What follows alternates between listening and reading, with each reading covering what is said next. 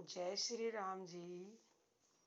आज मैं आपके लिए एक बहुत ही सरल और सुगम ऐसा तरीका लेके आई हूँ कि जिसका जाप करने से आपको संपूर्ण रामायण के पाठ के बराबर फल मिलेगा।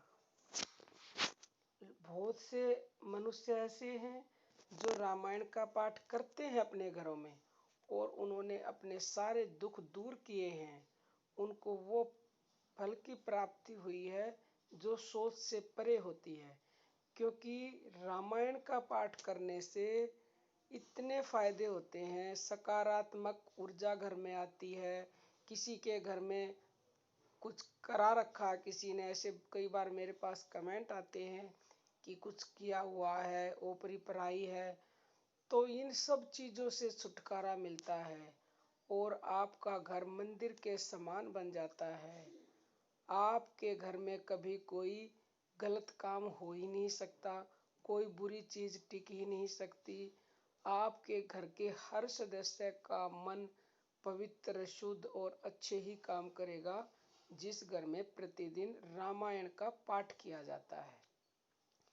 परंतु लोगों के पास समय कम है, तो चाहकर भी वो संपूर्ण रामायण का पाठ नहीं कर सकते एक साथ, तो बिल्कुल ही नहीं, क्योंकि रामायण बहुत विशाल है और उस विशाल ग्रंथ का एक साथ एक दिन में तो पाठ होना एक तरह से असंभव तो देखो कुछ नहीं है, परंतु फिर भी मतलब मुश्किल काम है, क्योंकि इतना समय निकाल पाना आसान नहीं है।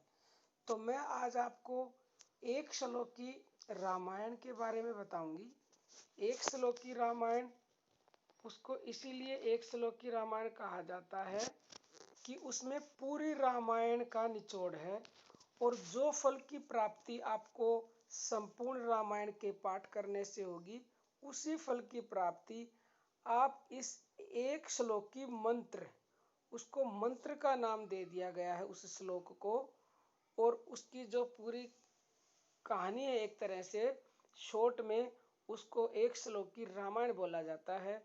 तो श्लोक क्या है, वो मंत्र क्या है, वो मंत्र का जाप इस प्रकार से आप करें और रामायण के बराबर फल प्राप्त करें, यानी रामायण के पाठ के जाप के बराबर फल प्राप्त करें। तो सुनिए, मंत्र इस प्रकार से गाया जाता है या उसका जाप किया जाता है।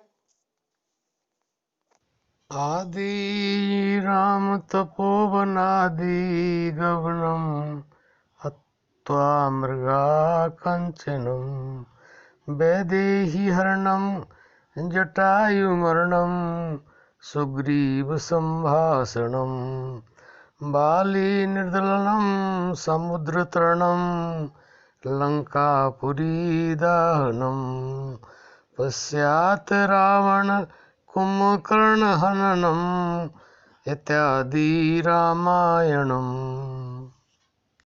तो अभी आपने सुना एक श्लोकी मंत्र। अब मैं आपको इसका अर्थ बताती हूँ। श्री राम जी वनवास में गए, वहां उन्होंने स्वर्ण मृग का पीछा किया और उसका वध किया।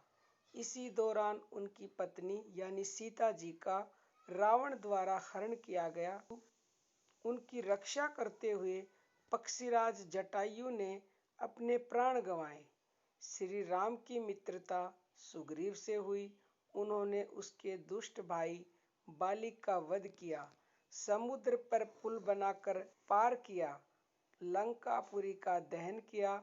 इसके पश्चात रावण और कुंभकर्ण का वध हुआ।